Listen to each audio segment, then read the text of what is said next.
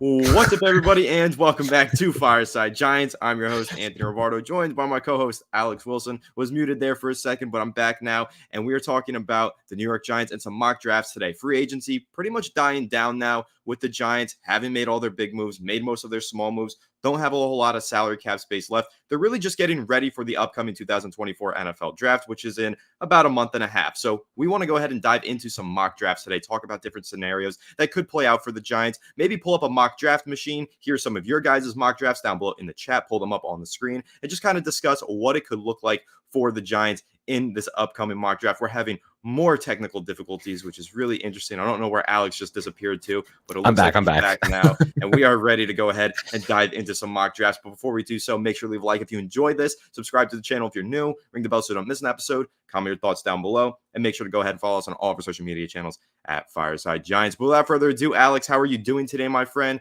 And how are you feeling as we're now just a little bit over a month away from the NFL draft?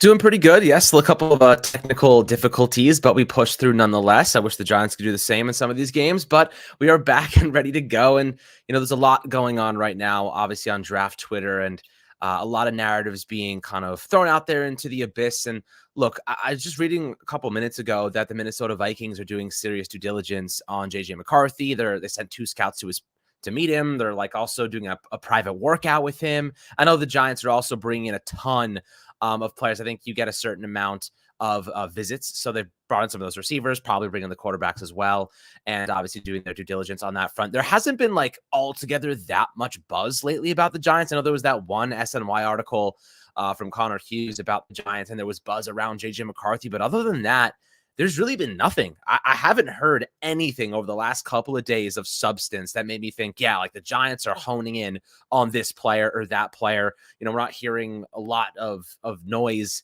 regarding anybody. And to me, that kind of is a good thing, mainly because in the past, we used to hear things like, oh, the Giants really like Daniel Jones, or they really like Saquon Barkley, and then we knew who they were drafting months in advance. Right now, I have no idea what the Giants are going to do. Not a single clue. And, people are like, well, there's no way they're taking a quarterback. I'm like, how do you know? Or taking a receiver. We just don't know what they're going to do just yet. And yeah, you guys know me. I love Jaden Daniels. I highly doubt he drops a 6, but I guess you just never know. The Vikings thinking they can move up and potentially get J.J. McCarthy. The Patriots needing a substantial amount of work on their roster. Do they take the quarterback, or do they try to get the draft capital and then go from there? So right now, I'm just totally unsure where the Giants go with this, but I think it's a good opportunity because we're so unsure to run through a couple mock draft scenarios that could be interesting. We'll talk about how we would feel going with certain players at that position. We'll start with actually taking guys at 6. We'll talk about some mock draft opportunities, maybe moving up to 4, really 3, 4, or 5. And then, of course, looking up over to, trading back. What if we move back with the Minnesota Vikings? What if J.J. McCarthy was there and the Giants said, this isn't the guy we want to build around? Let's move back, get that 11th overall pick and the 23rd overall pick, where you could probably get a Brock Bowers and a young CB2 on a rookie deal to pair with Deontay Banks. So Anthony, let's talk about, what the Giants would do if we stuck and took a receiver. Reports coming out today, a couple of people saying that they have Malik Neighbors number 1 on their board in terms of receivers over Marvin Harrison Jr. I know you're a proponent of that too. So, that's kind of interesting, a discussion to have. If, the Giants are there, maybe they even move up 2 spots to get Marvin Harrison Jr., to get Malik Neighbors, whatever it might be. Is that something you'd be willing to do, move up to get the top receiver? Or do you think you're fine staying at 6, taking the best one available, even if that means Odunze is the last one there? Yeah, picking at 6, I'm not fine moving up to take a receiver. I'm not moving up to 4 or 5, the 1 spot, the 2 spots. It was great last year when Joe Shane did that to secure Deontay Banks. I thought that was the right move. But for a receiver, for me, it's a marginal difference between these 3 guys. I have Malik Neighbors over Marvin Harrison Jr. Most people have Marvin Harrison Jr. number 1, Malik Neighbors number 2. It's very close between those 2 guys regardless.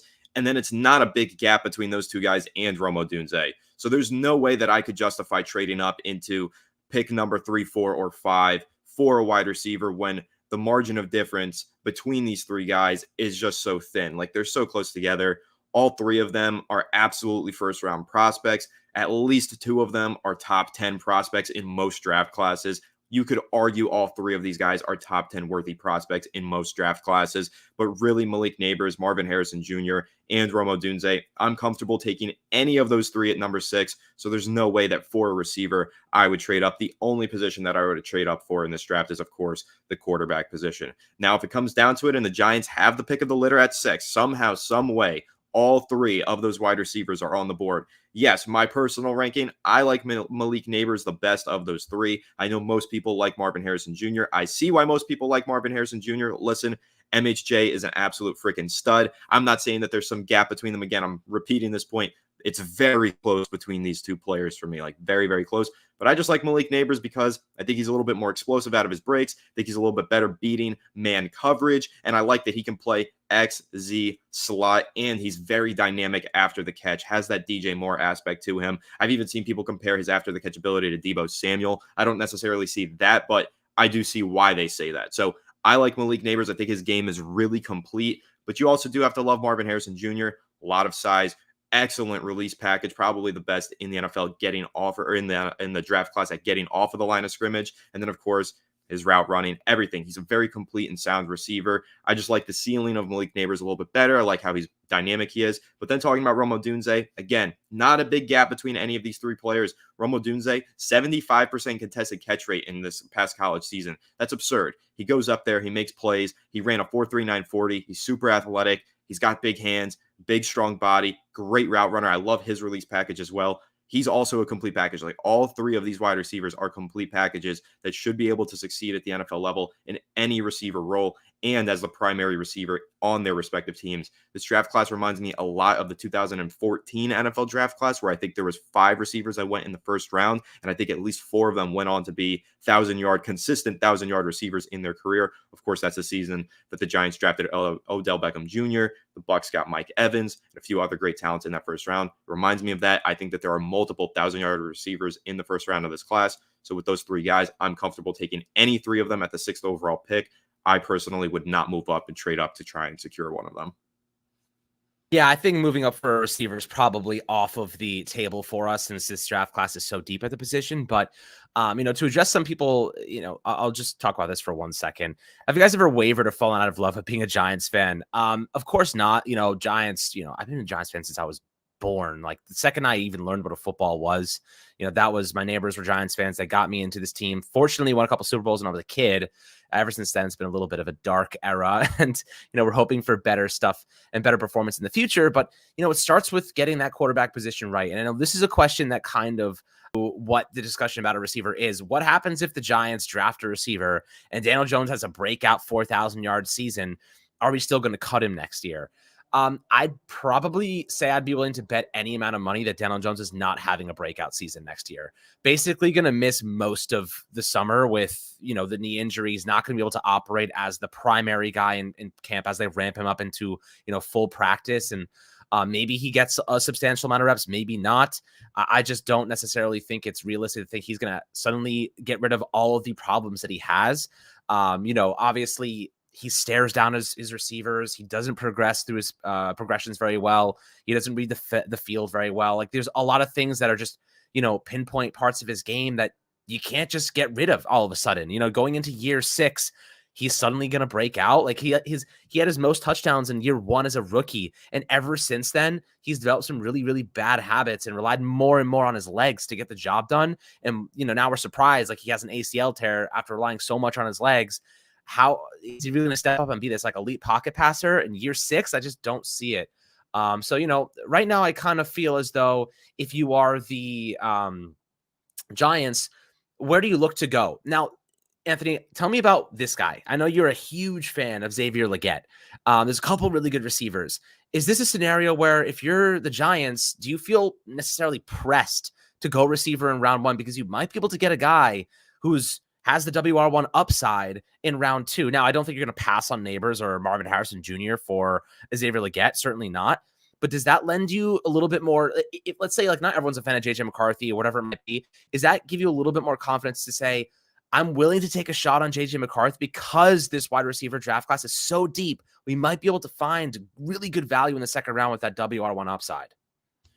Yeah, listen, this is a deep wide receiver class. There are loads and loads of talent in this class, and that's why I think a lot of teams didn't invest in the wide receiver market in free agency. That was a huge point. You did not see big contracts get handed out, minus Calvin Ridley. I think Calvin Ridley got a big deal. I guess you could argue Gabe Davis got a big deal, but I thought that was actually a pretty average deal for a player of Gabe Davis's talents. So you didn't see NFL teams spend big in free agency at the wide receiver position. It's because of the amount of depth in this wide receiver draft class. You know that you could find somebody in those middle rounds to make an impact pretty quickly and have really developmental traits to maybe become a star for you in the middle rounds of this draft at the wide receiver spot on a rookie contract. That's the key there. So that's why teams did not invest in free agency. So I feel fine passing on a wide receiver in the first round, knowing that in round 2, maybe even 3, I can land a really good wide receiver talent, a prospect in this class that could develop and be something really special for you. I think that's a huge point that a lot of NFL teams are looking into right now, especially the Giants.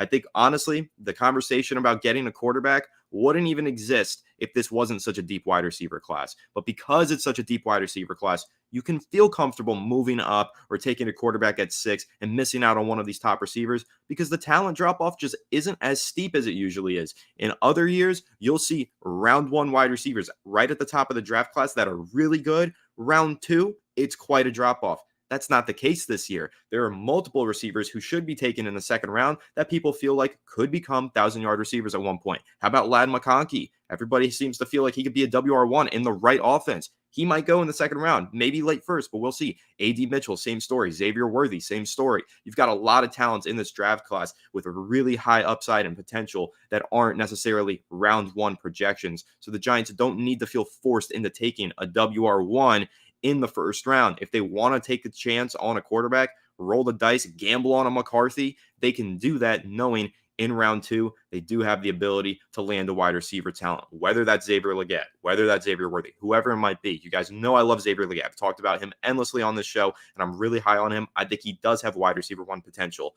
But then you also do have to keep in mind, I'll play a little bit devil's advocate against my point here. In that second round, these are not necessarily the ready-made products. This is not Malik Nabers. This is not Marvin Harrison Jr. Those guys have everything going for them, and they're ready to go from day 1. Some of these round 2 guys, Xavier Legette included, probably still needs a little bit more developing. So you do have to keep that in mind as well. But again, because this draft class is so deep, you could feel comfortable addressing the quarterback position in round 1, knowing there is a wide receiver talent for you to find in rounds 2, 3, 4, wherever it is. But we do have a super chat here from Joe Africano. Thank you so much, my friend. Do you think the Patriots would be willing to trade out of 3, or do you think that's just the media trying to get clicks and add some spice? Nobody asked this one yet, so no need to apologize. But talking about trading into number 3, I really am back and forth with this, and I think the Patriots are too at this point. We keep hearing this, will they, won't they? Maybe they will, maybe they won't. Like, it's just so back and forth. We keep hearing conflicting stories here and there. If I were the Patriots, I would probably just stick and pick and take the quarterback, and that's probably what they will do. But looking at that roster on paper, any quarterback that steps into that situation is about to have the worst time of his life. So there is an argument for the Patriots to trade down, accumulate draft assets, load up on a bunch of picks, take the quarterback later or next year even, and just take this year. It's the first year of Gerard Mayo. You already know that you're here long-term because you're Bill Belichick's successor. You're not getting fired next year. You can wait on the quarterback if you want to, stockpile picks, and hope that you have a Chicago Bears situation where you load up on all these picks, get this roster really talented in 2 to 3 years' time, and then land a generational quarterback prospect like they're doing with Caleb Williams right now. So that's a route that the Patriots could take. I don't know if they will. Again, they're probably going to stick and pick and take the best quarterback available, but maybe they look at it like this. We covet Jaden Daniels at 3. We do not like Drake May at 3. So if Drake May is on the board, maybe they do say, okay, screw it. We are trading down because we're not getting Jaden. We're fine moving down. Or maybe vice versa. It doesn't matter. It's just an example, but it's totally possible. I think they're going to stick and pick, but I wouldn't be shocked if they decided to trade out because of how much work that roster needs. Yeah, absolutely. So addressing the same question, I think, like you said, that roster, it's probably the worst roster in football, right? That team needs support. The argument here is, do you want to get the quarterback and then build the team around the quarterback, or use the draft capital to reinforce the entire team, and then figure it out from there? I think that you can look at both sides of it. Like, look at the Chiefs. They got the quarterback and then everything else fell into place. Or you look at the 49ers. You build the team and then inject whoever the hell fits your scheme and somehow get the most out of a Brock Purdy. That's kind of the two differences in roster building. And you want to know who wins that battle? The quarterback. Patrick Mahomes wins that battle. So if you're the Patriots and you're thinking to yourself, well, we could trade back and get all this roster capital, blah, blah, blah. Sometimes the quarterback can help expedite the process a lot faster than going and taking a bunch of different players that maybe they're good, maybe they're not. So, I mean, personally, if I was the Patriots, I would stick and pick there and take the quarterback. If I have the guy I really like, if it's Drake May or Jaden Daniels, a guy that can revolutionize your offense and bring you to another level, I go with the quarterback there. I think that's probably the true and tried model. I mean, look at the Houston Texans. They were dead in the water until they got CJ Stroud. They had a solid team, some solid core pieces, but not the quarterback. They had Jalen Mills, and it's not the same. He's not the same as CJ Stroud. So, you see what that kind of impact can do for you.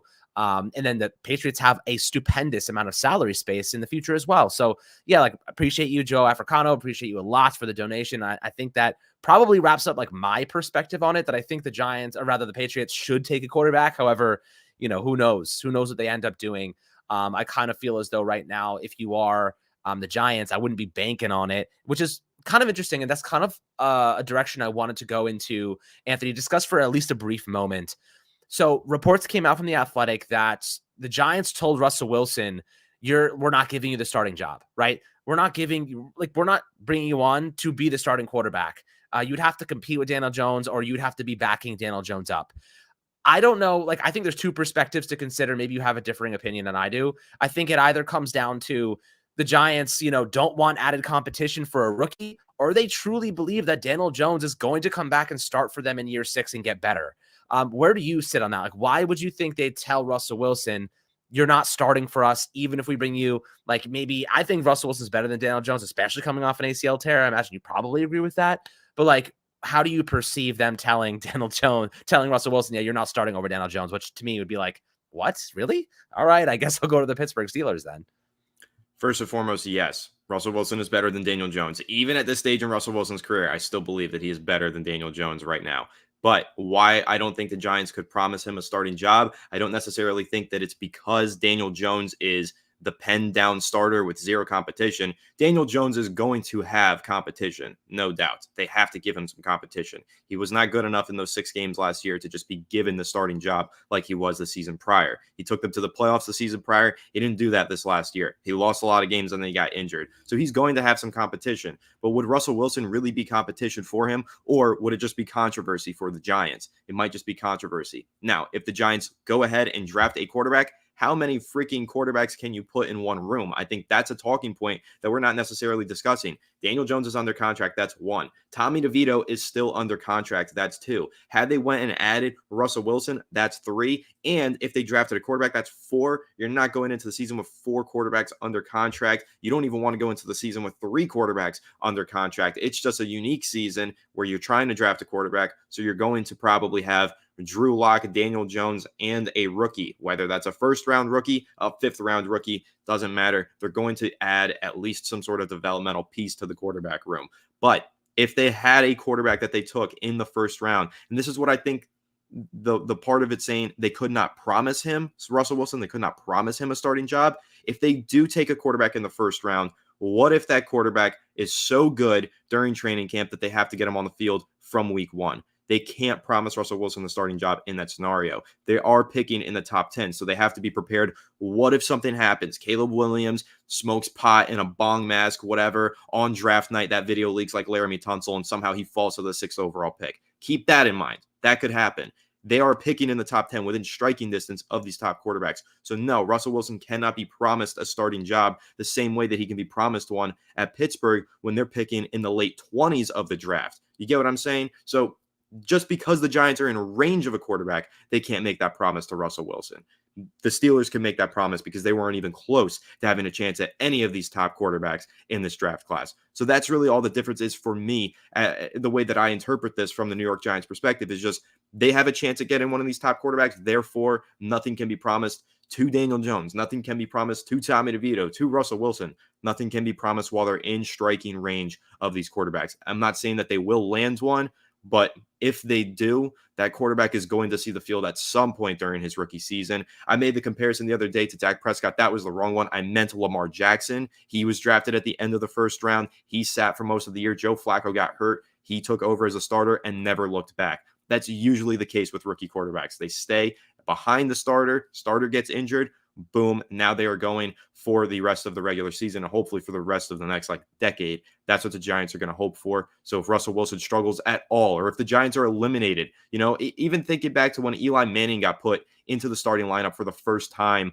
when he was a rookie, the Giants were a borderline playoff team. They were winning games, but they were a fringe playoff team, and they knew that they needed to get their rookie some playing time. So they took Kerry Collins, or was it Kurt Warner, out of the starting lineup, and then they put Daniel Jones into the start, or not Daniel Jones, Eli Manning into the starting lineup. He took over and never looked back. So that's probably what would happen even if Russell Wilson was playing well, had them on the fringe of the playoffs. He'd probably still get pulled from the lineup anyway, and that's why they couldn't promise it to him. I don't think it's because they're penning down Daniel Jones as the starter no matter what. They've learned their lesson with guys like Evan Neal doing that. You can't just give people starting jobs anymore. They got to earn it. So it's not about them handing over the starting job permanently to Daniel Jones. I really think it's more so just the fact that they know if they do end up drafting a quarterback, there's a really good chance that he's going to be starting at some point during the season, and they didn't want Russell Wilson to go into here thinking that he's the 17-game starter no matter what. Yeah, I'm in the same kind of boat as you with that. And thank you for the donation, Christian. Appreciate it very, very much. When it comes to, keep people talking about Tommy DeVito. I don't think Tommy DeVito is going to make this team personally, especially if they draft a quarterback. If they don't draft a quarterback, they'll have him as a QB3, probably not. But right now I think that he probably ends up on the practice squad based on just the volume of quarterbacks we do have. And Drew Lock obviously being on this team now makes that more likely. But yeah, right now, and somebody else talked about Justin Fields, and I want to kind of clarify why I think the Giants should have, or kind of the theory I have. I spent 30 minutes yesterday sitting there thinking to myself, why didn't the Giants send a 6th round draft pick in exchange for Justin Fields, who's cheaper than Drew Lock, right? 6th round draft picks are tossaways. You could trade back one spot in the 3rd round to get a 6th round pick. You know what I mean? The Giants are probably going to get a couple conditional picks next year anyway, especially if some of their guys sign new contracts in free agency. So, or once they do. So, why did the Giants decide we don't want Justin Fields? And somebody also said that Russell Wilson's going to be competing for the starting job. That's not true. He has the starting job in Pittsburgh. Justin Fields will be backing him up unless an injury happens or Justin Fields turns into God somehow, which is not going to happen. I do think that the Giants not going out and trying to get Justin Fields, and the money doesn't matter, right? They would have declined his 5th-year option. So are the Steelers. The Steelers are going to decline the $25.6 million 5th-year option for Justin Fields. They have no reason to pay him that much. He wouldn't even get that much on the open market right now. Maybe he would get $10 million maximum based on his past performance. So, the way I kind of look at the situation now, the Giants decided not to go get Justin Fields because I think it would have added too much competition. Drew Lock is a backup. He just said it in his press conference. I never came here with the intention of competing for the starting job. Daniel Jones is the starter. If you go get Justin Fields, you're bringing him in to compete for the starting job. And I think they did not want that. I don't think they wanted that competition in the mix. I think they're probably waiting to see if they can land a quarterback, and that will be the competition, Daniel Jones versus whoever they draft. If this was after the draft and they didn't end up with a quarterback, I think that Justin Fields would have made a lot more sense to trade for. But now, obviously, that's off the chart, and so is Russell Wilson. The Giants kind of sit here now and say, let's see what we can get. Drew Lock is our backup option, right? Drew Lock is there in case we have to pivot, in case we need a bridge, in case Daniel Jones is not ready, whatever it might be. He is basically just insurance in case the Giants don't draft the quarterback, and he knows he's a backup. He knows he's probably not going to play a snap for us unless there's injuries. So that's kind of my take on the situation and why the Giants didn't manage to land Fields or Russell Wilson. Maybe you guys have differing opinions. That's totally fine. I respect your guys' opinions, obviously, of course. But, right now I kind of feel like if you're the Giants and you're going into this season, Daniel Jones is a big question mark, right? This. I mean, we talked about this in the last live stream.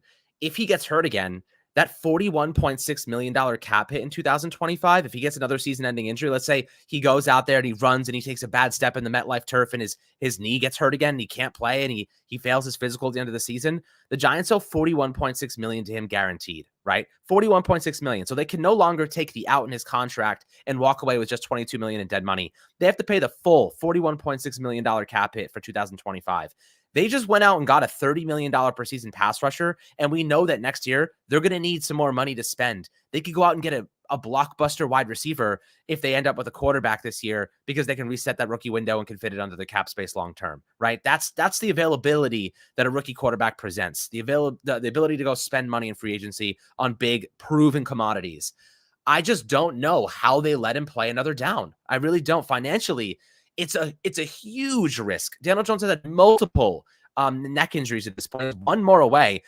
He's Andrew Thomas going down away from potentially hurting his neck again. Like, and Andrew Thomas is proven to be injury prone. Like, he's played through multiple injuries. Last year he had the hamstring issue. He could barely even run. I'm a little concerned right now that this team is heading in an interesting direction where it could put us in a spot that is compromising our future financial health.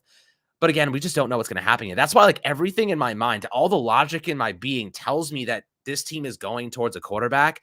And the fact that we've heard no buzz lately about receivers, about quarterbacks, about anything leads me to believe that Joe Schoen is cooking something up. We didn't see the Brian Birds thing coming until 2 days before it happened. No one even saw, even heard a glimpse of it. It was like Friday, it was being talked about, and then Monday it went down, right? So I don't think we're going to start to hear any buzz at all, anything of legitimacy, until maybe a day or two before the draft. There are conspiracy theories out there that the Vikings and the Patriots do have a situation in place where they would trade up, because I think the Patriots just acquired KJ Osborne in free agency, which gives the Vikings like another conditional pink next year. There's little like nuanced things that people are bringing up, and it's interesting to talk about, but obviously just complete conjecture at this point. But Anthony, when you're looking at the situation in the draft right now and the quarterbacks at hand, if I just don't want to reach, man. You know what I mean? Like, I just don't want to sit here saying to ourselves, like, we reached for this guy because we needed a quarterback. But at the same time, if we stick with Daniel Jones next year and we don't have that rookie, where do you pivot? I mean, the 2025 NFL draft is rather weak. But what are your thoughts on that? Like, are you thinking right now, are you in a place where you'd be like, I'm okay waiting because I think we can get somebody in 2025? Or do you think it's way too early to determine whether or not this guy even worthwhile picking in that draft class? It's too soon to say. We didn't know that Joe Burrow was going to be the first overall pick until a month before the draft. Going into that draft, or going into that college football season, he wasn't even expected to get drafted.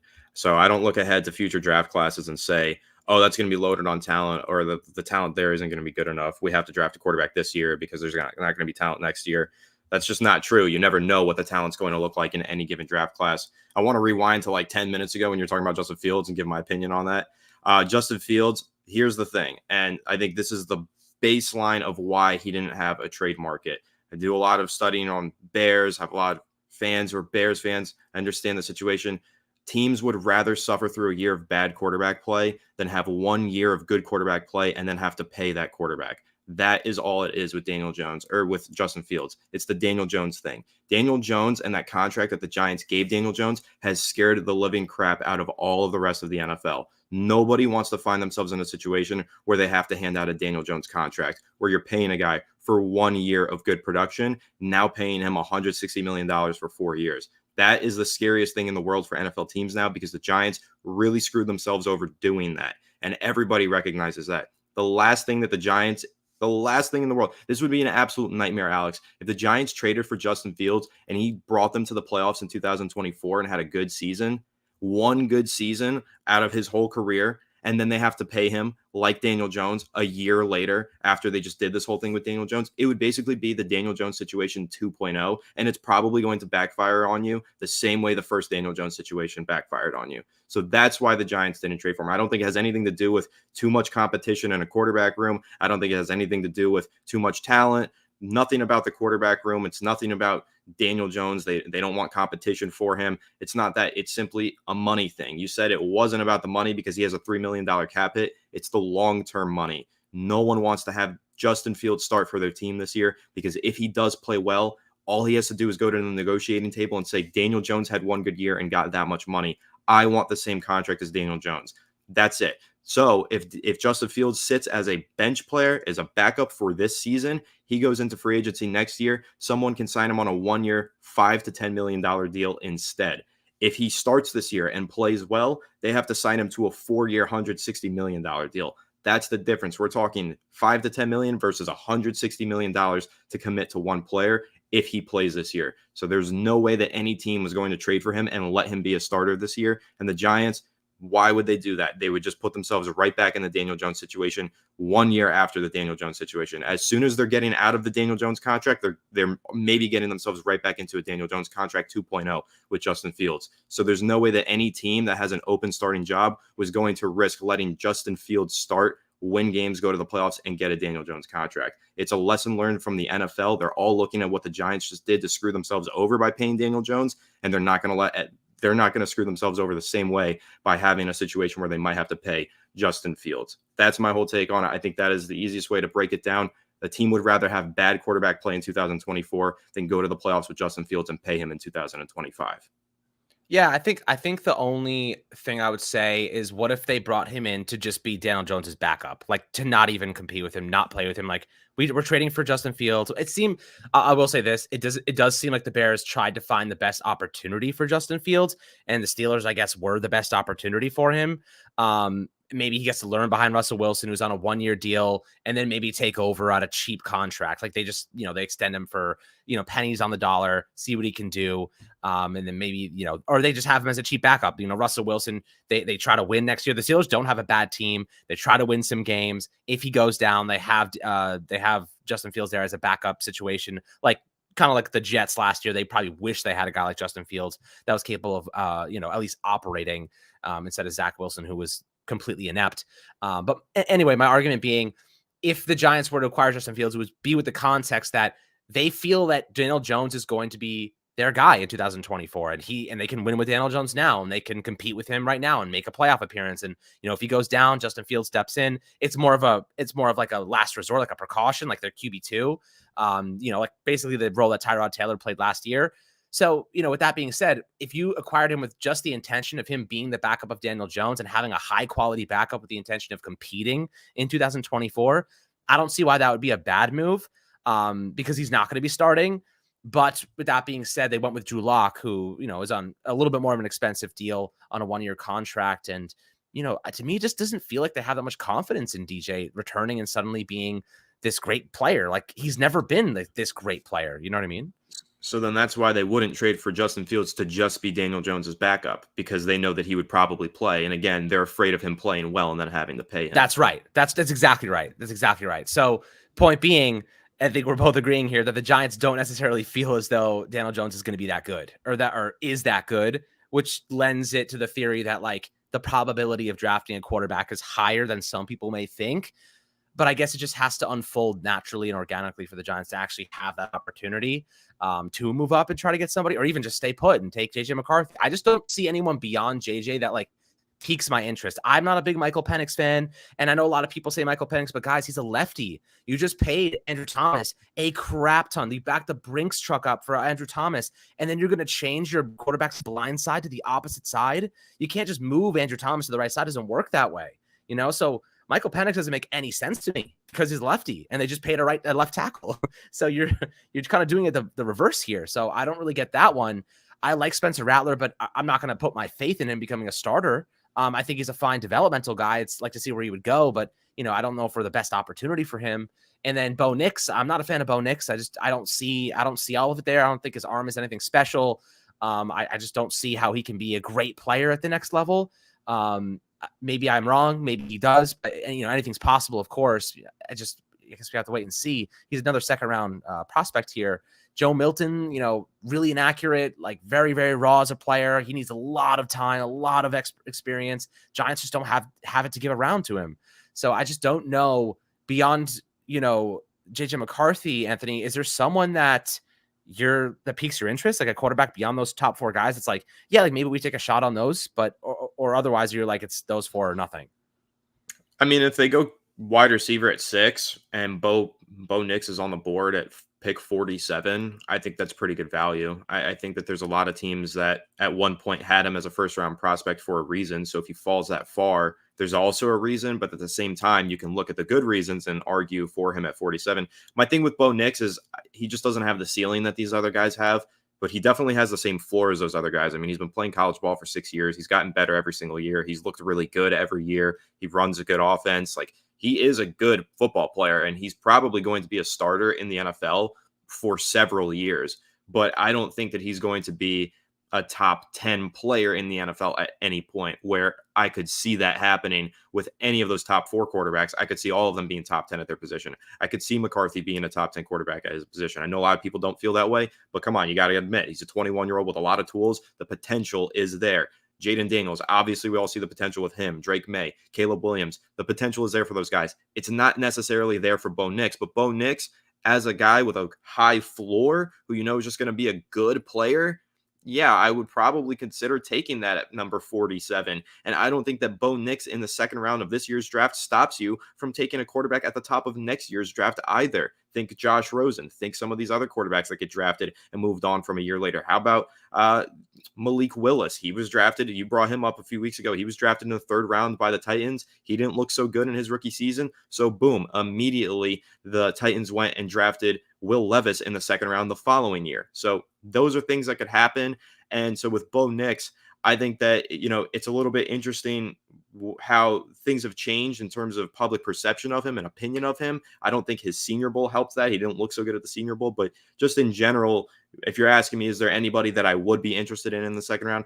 I would have an interest in Bo Nix if he fell to 47. I don't think he will, though. I think there's still a chance he goes in the back end of the 1st round, definitely early in the 2nd round, but he is somebody I would be interested in because he does have some good talent. Like, he is a good football player, and at the end of the day, I think that you can make an argument that he would be pretty similar level to Daniel Jones from the outset, just because he does have such a high floor upon being drafted.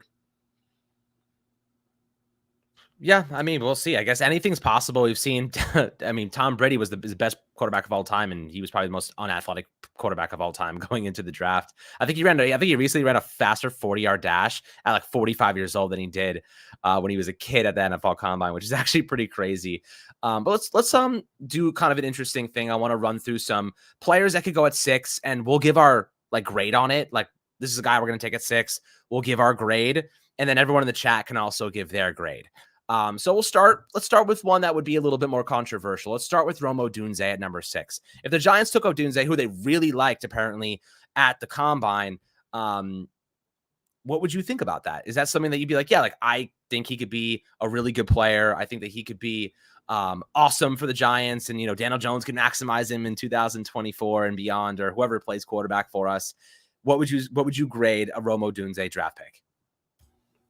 A minus. I mean, he's really freaking good. The Giants desperately need wide receiver talent. I don't know how you could be upset about that one. He's a damn good prospect, and it's a damn big need for the Giants. I would love Rome Odunze.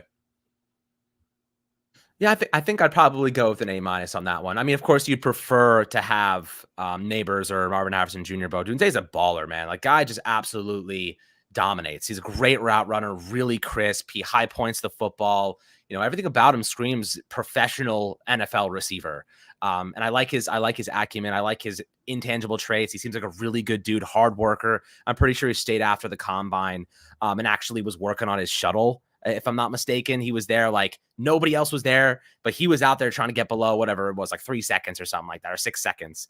And he was trying to perfect that. So I appreciate the work ethic, of course, you know, in front of all the cameras. It looks really good, but I think he also does that kind of stuff behind the scenes, which is ideal. Let's start with another easy one. I think Malik Neighbors at 6 is an easy A+ for all of us. Dude is an explosive playmaker. He's like 21 years old. And keep in mind, like, you know, we talked about Xavier Legette before. He's 23 years old, and Neighbors is 2 years younger than him, which is pretty damn impressive. The fact that, you know, he's that good already. I think A+ for Malik Neighbors. He opens up your offense in ways that you just simply cannot replicate. If there's anyone that Daniel Jones can maximize and just basically get the ball to, if there's anyone you could stare down in coverage, it's Malik Neighbors. Even if you stare that man down, he's still probably coming up with it and making something happen. You know, what are your thoughts about that? Yeah, Malik Neighbors is an A plus for me. I mean, I love the talent. I think he's the best receiver in this class. I think he's tremendous. And honestly, I don't know how you could go wrong there. The only reason I would give an A and not an A plus is because you would want a quarterback instead. But the talent at number 6, Malik Neighbors, totally worthy of the number 6 pick.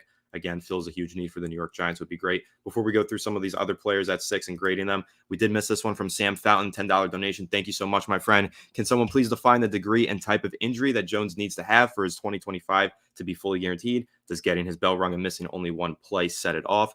I don't think that it would be a one play kind of thing, but reading from Dan Duggan in The Athletic, there is not a whole lot of clarification on it, and it might not be something that we get to find out about. It might be something that's private to the contract. I don't think it's been made public how much time he has to miss with the injury. It literally just says if he misses time with an injury. It says if there's an injury guarantee, if he gets injured sometime this season, the Giants will be on the hook for the $23 million. It doesn't really clarify. So I wish I could give you a better answer, but unfortunately, I don't know if there is one public. Alex, if you know a different one, chime in. But if not, I guess we'll just get back to doing the grading because that's really the only best answer that I could give to this one. Yeah, I've heard a couple of differing opinions on this. I've heard that he has to fail his postseason physical. So that would mean like a season-ending injury, or he gets hurt at the end of the year and then doesn't pass the physical. It could be like if he misses 5 or more games that it triggers it. I mean, obviously the easier it is to trigger, the better for the player. So I just don't necessarily know. I don't think Joe Shane probably would have built that into it. But like last year, what happened to Daniel Jones's worst case scenario, obviously injures his neck, then gets a torn ACL. I mean, you couldn't have asked for a worse scenario, but because a lot of his production comes on the ground, that scares the absolute crap out of me. You know what I mean? The fact that he is going to need to run, the fact that we don't know how much better our offensive line is going to be, the fact that he ran for over 700 yards in 2022, which was part of the reason we even got to the postseason. How are we going to expect him to stay healthy on that knee if he has to run, if he has to take hits, if he has to run on the MetLife turf? You know what I mean? That's a massive liability. And I don't think anyone could argue that. So, right now I kind of feel as though whether it's a postseason injury clause that like he has to pass his physical, or it's like amount of games or amount of playing time, a percentage of the playing time, it's a risk no matter what. It doesn't really matter to me. Because, if he goes down, hopefully it's nothing too serious, but it's a risk anyway. Anytime you step on a football field, it is. But yeah, basically let's go on to the next player here. Let's go with Marvin Harrison Jr. I think another A+. I mean, I'm just going through the easy ones right now. We'll just kind of scoot through those really quickly because I think those are pretty much straightforward. I imagine you're probably A+ as well with that one. Yep, A+, same thing. Marvin Harrison Jr., a great prospect, consensus top receiver on the board, consensus top 10 pick. If you get him at number 6, you got to be thrilled about it. A lot of people think he's the number 1 prospect in general in this class, taking positional value out of account. So if you're getting arguably the number 1 player in the draft at number 6, you got to be happy about it. It would be very reminiscent of when Kayvon Thibodeau, who many felt was the number 1 player in the draft, fell to 5. The Giants took him there. Again, those things don't always pan out, though. Just because they're the best prospect doesn't mean they're going to be the best pro. Keep that in mind. But yes, in terms of it being a draft pick, it would definitely be an A+ for Marvin Harrison Jr. Before we move to the next player, though, Alex, just want to say shout out to Michael Davis. Thank you for the donation. If we took Rome Odunze at number 6, at worst, it's an A. I do fully agree with you. I think Rome Odunze is a sick talent. And I saw someone, I don't remember who it was, someone in the chat said, Rome Odunze is too much of a contested catch guy, not a separator. Not true. He absolutely is a separator. He's just also a really good contested catch guy, but he does separate. And so does Marvin Harrison Jr. Listen, Marvin Harrison Jr. is sick. So going back to him, he's an A. He's an A+ again. Consensus player on the top player on the board, consensus top receiver. I like Neighbors better, but you can't go wrong with Marvin Harrison Jr. He is so pro ready. His release package, the routes that he runs, his size and length. He's like 6'3", 6'4". He's built perfectly to play wide receiver at the NFL level. I love everything that he brings to the table, and I think that he's going to be a very special player at the NFL level. But Alex, who's the next player that you want to grade? So we'll go with the polarizing one. Everyone's like A for JJ McCarthy, F for JJ McCarthy. We'll go with the polarizing JJ McCarthy at 6th overall. I'm going to go with a pretty even B here. Look, not my preference personally, but I get it, right? I get why people like JJ McCarthy. He's 21 years old. He's got some tools. People like what they've seen. He's got a decent arm. He graded really well at the combine. He's a good kid. He's a leader. He's won a lot of games. handoff merchant. I'm just kidding. But you know what I mean? Like a lot of people really like JJ McCarthy, and I get it. I get the reason why. However, it just concerns me the lack of experience, the lack of sample size that we generally have. Can he operate in the fourth quarter down 2 touchdowns and come back and win a game because he's an elite passer? Just don't necessarily know. I'm going to give it a fair. I think B is a fair answer. However, the reason I give him a B is because at least we have a future at quarterback. At least we have something there to develop. A young kid with a lot of upside. If Brian Dable thinks that he's the guy, I trust Brian Dable to get it done. He's the quarterback whisperer. That's what Drew Lock said. Anthony, what would you give this grade? I think a B is relatively fair. I think a B is fair. I'm surprised you went with a B. I thought that you would go in the C's. I'm going B plus. This is not an A for me. Believe me, I don't think JJ McCarthy is a top 10 prospect. Like I don't think in most years he grades out in the top 10. But really, the thing is, give Brian Dable the tools to success and hope that it works out. Like you're giving him a 20-year-old quarterback prospect with tools, with production, with pro-style offense experience. You are giving him JJ McCarthy, who has all the boxes checked. He just doesn't check them as well as others, but he does check them. It's like some of them are checked in pen, marker, crayon, or pencil.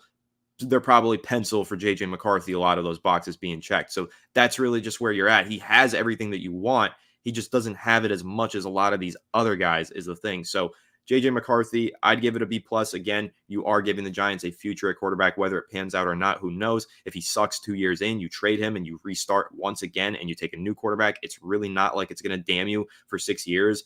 I don't know how the Giants have actually gone through this 6-year process with Daniel Jones. Most quarterbacks would have been given up on by year 3 in Daniel Jones' situation, but they keep going with him. I don't expect them to make that same mistake if JJ McCarthy doesn't pan out. I expect that to be a more short-term kind of experience there. But JJ McCarthy, I would give it a B plus. I like his tools, his traits, his upside, and I like his ability to start from year 1. I'm going to keep making that point because I always see people say, I don't want to draft a quarterback who's not going to start in his rookie season. He's got to wait a whole year to develop. It's not true. Pro-style offense, he's got more experience in it than any of the other top quarterbacks. JJ McCarthy is going to start as a rookie, and I think he's going to have a good rookie season, probably better than some of these other guys than you think. It's very similar to when Bryce Young versus CJ Stroud. CJ Stroud had more pro-style experience, like he was playing in that Ohio Big Ten, right? You had versus the difference of Bryce Young doing he was getting pro comps to Stephen Curry because of the way he was doing playmaker stuff. Stephen Curry doesn't even play football. I always hated that pro comp, but they made that pro comp because of the playing style of Bryce Young and how that offense that Alabama was running that year, out of structure, wasn't really a pro-style offense that year. He was just running around and doing things. So that's why he didn't translate to year 1 success where CJ Stroud did. CJ Stroud was playing in a structured on-time offense. McCarthy plays in a structured on-time offense, which is why I think he's going to start from year 1 and have success. But overall, I know I went a little long there on giving you my grade. My grade is a B plus. I'm just giving some of the points as to why I think that. But again, it's really just because if Brian Dable says he's worthy of taking at 6, my opinion is not a better opinion than Brian Dable's. It's not more informed. It's not smarter. Brian Dable makes the decision there, and I will hope that Brian Dable gets that one right and that he's able to develop JJ McCarthy similarly to how he developed another inexperienced quarterback that only had 2 300 passing yard games in his collegiate career named Josh Allen. Yeah, I mean, look, if Brian Dable likes him, then the Giants are probably going to get him. But here's a little bit of a donation from Bear315. Appreciate you very much. I'll take a little detour here for running backs that we like in the later rounds. I really like Jalen Wright. Really fast guy, pretty decent contact balance. He's a playmaker, explosive type of running back. We heard a couple days ago the Giants were thinking about bringing in another running back. They were connected to A.J. Dillon. Didn't do that. So now I'm starting to think, well, maybe they're going to look in the mid-rounds for a running back with that explosive upside that can pair with Devin Singletary.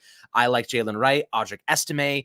Obviously, he did not have a good combine, but the dude's a bulldozer. Like, he's a big guy, and he's 20 years old. So I think we have to give him a little bit of slack there. He can churn out those extra yards. He can fall forward. He has really underrated speed, some decent lateral agility. And then my guy is Trey Benson. I'm a huge Trey Benson fan. He has elite contact balance, playmaking qualities. He has been a little bit banged up in the past, but he was great for FSU this past season. He runs like an NFL type of running back, and I feel like he's going to go to a team. I could see that a team like the Cowboys, by the way, picking a Trey Benson and him being an instant impact player for them with that type of contact balance. So is there anyone that stood out to you in terms of running backs that you might be interested in? Yeah, I'll list a few. I like Isaac Guerendo out of Louisville. I think he's got some cool tools and traits. I know there's a few viewers of the channel that are really high on him, a few Giants fans who are really high on him. I'm also going to throw out the name to keep an eye on, Will Shipley. He's someone who's going to go in the later rounds out of Clemson, 5'11", 205, a good receiver and special teamer. Those are two things that the Giants are going to value in a running back, so that's why I would say keep an eye on him. I don't think necessarily that he's some great player, but just because of the things that he can do on the football field in terms of being a receiver and special teamer, the Giants value that, so keep an eye on him. And Braylon Allen out of Wisconsin. Alex, I know you're saying you want a power back. This guy is 6'2", 245 pounds. He is the definition of a power back. He's built to play with a punch you attitude. Braylon Allen out of Wisconsin, that's another player that I would keep an eye on. Of course, some of the guys you mentioned, Audric Estime, I think he is probably going to wind up being a late day 2, day 3 pick now because of his combine. We'll see. I still like what he had on tape, though. Trey Benson's probably going to be earlier in the draft, though, and definitely Jalen Wright. Jalen Wright, I think, is the best running back in this draft class. I think that he should be the first running back off the board. I don't know if he will be, but he should be. Jalen Wright out of Tennessee, love him. If the Giants decide to take a running back sooner than expected, maybe round 3 if he falls there, I think he would be a great pick. But those are some of those guys. Gave you a few on day 2, some on day 3. We'll see. It's a lot of running backs in this class. It's a little bit of an inconsistent class, but once you get down into day 3, there are probably a couple gems out there if you keep looking. Yeah, there's definitely some decent players, and running backs are a dime a dozen these days. So I think the Giants can probably find one at a very, very cheap cost. But let's look at a couple other players here, and we'll talk about a trade back, and we'll talk about a move up, and we'll grade. Yeah, actually, let me jump in there. Let's keep doing the grades. I want you to grade this trade now. So okay. We've done a few player grades at 6. Grade this trade. Giants move down to 11 with the Vikings. Vikings trade 11-23, 2025 first round pick. Giants send back pick 6 and a 2025 third round pick. How do you grade that trade? So we get this year's first. We get two first rounders this year and a first round next year, and we give them a third round pick next year and the 6th overall this year, right? Yep. Oh wow. That's a good one. If we're not getting a quarterback, I would do that in a hot second. I wouldn't even hesitate to do that, right? But if JJ McCarthy's on the board at 6, and that's why the trade is getting made, like a quarterback is there, they can get a quarterback. They just don't want JJ McCarthy. I still think I would do that. Look, JJ McCarthy, good player. I think that he could have a good future, but he's not like a surefire. I mean, no one's a surefire thing, but he needs a lot of work. You know what I mean? Like he needs development, growth, time, and the Giants, I just don't know how much they're going to give him right off the bat, which is fine. Like, you can sit him for a year. Honestly, I'm okay with that if they were just to sit him and then have him take over in 2025. Like, as long as we have the future in place. But I'm just so unsure about him in my head. I just can't wrap my head around him being like, above a 50% hit probability. I kind of like the idea of retooling and getting all those draft picks. If you go back to 11, say sayonara to Darren Waller, right? Go get freaking Brock Bowers. Brock Bowers is a monster. He is going to be a elite top 5 tight end in football on day 1. He's going to be a special talent in the NFL. And then at 23, you have all these options. You know what I mean? Maybe you want to take another receiver. Maybe you want to take a cornerback to go pair with Deontay Banks. Maybe you want to take a quarterback, one of those other guys, Bo Nix or whoever it might be. I don't know. Like, you could do a whole lot of things with those. Maybe you go out and get Ladd McConkey at 23 and Brock Bowers at 11 and say, you know what? Screw it. Let's build the crap out of this team and then figure out the quarterback later. Maybe go the 49ers path and build this elite roster with linchpin pieces. And then you have next year 2 first-round picks to work with. Exactly. It's not that bad. Exactly. And that's why you want that first-round pick next year. I think that's essentially what that trade would be, is the Giants get to add more talent for this year, but that future first-round pick means we'll solve quarterback in 2025. It means we're probably going to have to suffer through a pretty lousy 2024 season, waste a year of those rookie contracts that we just got for guys like, some of the prospects that you mentioned, if it's Brock Bowers, whoever, but you get that first in 2025. So it's essentially the Giants making a quarterback trade. We'll trade to the Vikings their quarterback for this year, but you're giving us a first round pick so we can get our quarterback next year. And for what it's worth, the Vikings, we'll see how good they are. They're probably going to finish in the middle of the pack this year, I would assume. I don't know, though. It's going to depend on who's playing quarterback for them. It's going to be interesting. I'm not exactly sure how high that draft pick could go in 2025, but definitely getting a first round pick out of trade would be necessary. I'm going to argue that if it's only a second round pick in 2025, I'm probably not doing it. I'm only doing it for the future first round pick. So I don't know how you feel about that. If the future first round pick is not included, it drops from being an A trade to like a C trade for me. Having 2 seconds next year, nice, but it's really about getting 2 firsts so that you can move up like the Vikings are doing right now and get your quarterback. That's what's important to me. So only way that I'm really trading down from the 6th overall pick is if I'm getting a 2025 first round pick. Getting 2 firsts this year is great. I need a 2025 fifth or first round pick so that I can make sure that I land the quarterback of the future next offseason. Yeah, I mean, I keep thinking in my head, who's if it, like someone like Steven, you just said this in the chat. Quinn Ewers or Sanders, Shedeur Sanders. Neither of those two guys like pique my interest, right? Neither of those two guys I think walk into the NFL and are great players on day one. I think those two guys need just as much development as JJ McCarthy. And now you're Brian Burns obviously is 1 year into his deal. Dexter Lawrence is 2 years into his deal. Andrew Thomas is 2 years. You're starting to eat into these years of your linchpin pieces.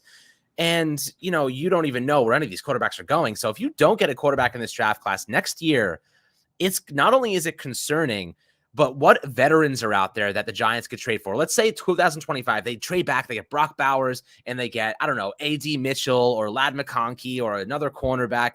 Are there any veteran QBs out there that could be on the trade docket that would be interesting to us as potential trade scenarios? I certainly can't pinpoint one that makes a lot of sense to me. At least teams that are maybe Kyler Murray will be on the trade docket by then. I don't know. Matthew Stafford's going down in age. Geno Smith of Seattle, I don't want him. Justin Herbert, I think they're going to turn it around there. I just don't see any veteran quarterbacks that are worthwhile acquiring in the future. Is Trevor Lawrence gonna bust and then Giants try to get him and then Brian Dable works his magic? Highly doubt it. Joe Burrow's not going anywhere. Wouldn't touch Deshaun Watson like he did those Massousis. I don't really know, kind of what the Giants do here. I was waiting for your reaction on that one. But I just don't see any guys like this long term. I don't see any veterans in the future. Do you think anyone could be someone worth trading for? Because I just don't know where the Giants go if they don't get a quarterback this year in terms of the future. To be honest, I'd have to look around more, and I'm trying to pull up quarterbacks and look and see who could be around. I mean, Kyler Murray is the only one that you mentioned that kind of sounds about right. I honestly think that Kirk Cousins, there's a world where things were different for the Giants this offseason, and maybe they went and tried to make that run instead. I mean, Kirk would have been perfect. He's like a veteran who you give a contract to for 4 years, and the Falcons struck gold with that deal, in my opinion. I don't know if the Giants are going to find a player of that caliber next year, though. Who are they going to be able to get who they could sign to a 4-year deal for them to finish out their contract with? I don't know. Like, I'm looking around at these names. Stafford, you're not going to pay long-term like that. Trevor Lawrence isn't going anywhere. Justin Herbert isn't going anywhere. Tua Tagovailoa would probably be. You can maybe get him to shake free. God, maybe no. you could get him. God, but no. Other than that, I'm looking at this good. list of names, and I don't think you're going to have a Matt Stafford / Aaron Rodgers trade situation, nor a Kirk Cousins hits the open market situation next offseason. I don't think it's going to exist. Therefore, I think the only way you're getting a quarterback in next offseason is through the draft. And like I said earlier, you're saying, Quinn Ewers, Shedeur Sanders, sorry. You don't think that they're going to be able to start year one. We really don't know. Like, we do have to see them play the 2024 college football season. I think it's very easy for fans to look at a year ahead, but we are talking a year ahead. There's so much football to be played. Quinn Ewers might go into this year, win the Heisman Trophy, be the number 1 overall pick. Or he might play so poorly that he gets pulled from the starting lineup. Archie Manning goes in. You don't know what's going to happen this upcoming season with any of these quarterbacks. So I really can't look ahead to the draft class and say, but looking at the veteran quarterbacks in this league, I also can't say. It's really tough to tell, but I don't think there's going to be a worthy veteran that's going to be on the trade market or available in free agency. Kyler Murray, out of all these names, is the only one that sounds like it has any bit of a possibility. And even then, I don't know if I'm paying Kyler Murray big money or making a trade for him or anything. So, I said Archie. It's Arch Manning. Obviously, made the little mistake there, but yeah, I can't predict the next quarterback class. You never can. I mean, we weren't talking about McCarthy being a top 10 pick a year ago. We were not talking about Drake May. Well, yeah, we were with Drake May, but Jaden Daniels, absolutely not. He was not supposed to be a top 10 pick. Jaden Daniels wasn't even supposed to be a day 1 or 2 pick. I mean, we were talking about day 3 maybe for him if he, had a good season. Now we're talking about possibly taking him inside the top 2 picks in the draft. So you can't look ahead to future quarterback classes, in my opinion. I don't think it's possible to do so. But looking at the veteran free agency market or trade market, I don't think there's going to be much of one. So the Giants, if they want to take a quarterback in 2025, forgo that opportunity this year, they're going to need an extra first-round pick, in my opinion. Yeah, I think that's very fair. And for what it's worth, Kyler Murray, discussing him for a split second, his contract is really big. And if the Giants are going to cut Daniel Jones next year and take that $22 million dead cap hit and then acquire Kyler Murray, his cap hit for 2025 is $45.6 million and $55.5 million in 2026, while we're still paying Daniel Jones. There's nobody out there. Like this is not the era of Aaron Rodgers and Stafford and Brady where these guys are just flying, and Peyton Manning flying around the NFL, joining new teams, like winning Super Bowls and retiring. It doesn't exist anymore. Matthew Stafford's the last of a dying breed, in my personal opinion, of guys that are at that age where like they could go and move on to another team. Mahomes is going to be a chief forever, right? He's never leaving that team, most likely. Jalen Hurts, he's in his 3rd year. He's not leaving the Eagles for a very long time. The Giants have to draft a quarterback. They have to hit in the draft, which leads me to believe if and like you said, like next year's draft class, it's way too early to tell. But if the Giants right now on their evaluations of processing and physical tool set believe that what they have this year is going to heavily outweigh what their grades are going to be next year, and that's the only, you have to consider that, right? You have to think in that way because there's no veterans to acquire. So you have to think, do we project that next year's draft class is going to be anybody that is going to match up with what the Giants, with what they have this year available, whether it be JJ McCarthy or Jake May, which are probably the 2 most likely players to be there. It's so difficult, right? That's the question they have to ask themselves. And personally, I just don't know how they go about it. I really don't. And look, I would love to land Brock Bowers and AD Mitchell, right? Like that would be sick, right? It's just like, is Daniel Jones going to be our quarterback for the long term? Is that what they stick with? Is there anybody else? Not really. I don't know, man. Like I kind of feel like they're cornered into taking one, but I could be wrong, Now we could discuss for a second. We'll give a little grade here. Let's do one last kind of mock scenario, one last one. A trade up scenario. Let's say the Giants are trading up to number 3. Personally, I would not like to give up that 2nd round pick if we don't have to. So I'd be willing to give up, let's say, the 6th overall pick and a next year 1st round pick to move from 6 to 3. Is that something that you're willing to do? How would you grade that? If it means getting Drake May, I think, or Jaden Daniels, I'm giving that an A. I'll do that in a hot second, but it may cost more than just one 1st round pick next year. It'll be a first, and yeah, I think there'll probably be more attached to it. I think it's going to be really hard for the Giants to trade up without giving up pick number 47. Especially with the Patriots. The Patriots are going to want extra draft capital this year. Their talent on their roster is so ass. Like they need players. So they're going to want that number 47 pick. That's why I really didn't like giving up the number 39 pick for Brian Burns. Like I like the Brian Burns trade, but I'm waiting to really judge it until after the draft, because if the Giants can't get a quarterback because they traded for Brian Burns, I'm going to feel differently about the trade. So, but I don't want to be short-sighted and give anything a grade or get too excited about any scenario with the draft when the draft is still a month away and talk about Brian Burns too much. But what I'm going to say is my grade on that, the 6th pick plus a future first for number 3. If you're able to keep the 2nd round pick off the table and hold on to number 47, depends on who they draft at 47. But yeah, I'm probably going B plus. If they have to give up the 2nd round pick, I'm probably going C plus. And I say that because, yes, they're going to get a great player there, but I'm only giving like a C because I view C as boom or bust, right? And so that's boom or bust. I mean, if you're trading up to number 3 and you're giving up draft capital to go ahead and get a quarterback, it's boom or bust. If the quarterback is not good, 2 years later, that trade is going to be looked at as an F. If he's really good, 2 years later, it's going to be looked at as an A. So no matter what the trade is for a quarterback, I'm probably just giving it a C/C plus, depending on who they draft. But yeah, I can't really say much more, give like an A or a B, just because who knows, man. Quarterback could be really bad and bust out, and then you're going to be talking about it as an F just very shortly after.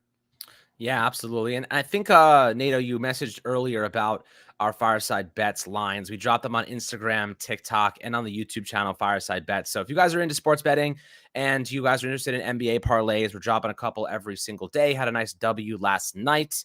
Sweated out a Jalen Duren 10 rebound slot. But other than that, it's going to be fun. Baseball season coming up too. If you guys are into that stuff, we got plenty of drops coming out, doing a lot of advanced analytics and looking into the numbers, looking into the averages, and we're doing deep dives into each individual line and why we're picking them. So you can find them all on our Discord as well. I'll drop that. I'll pin that to this video on YouTube so you can get all the information there.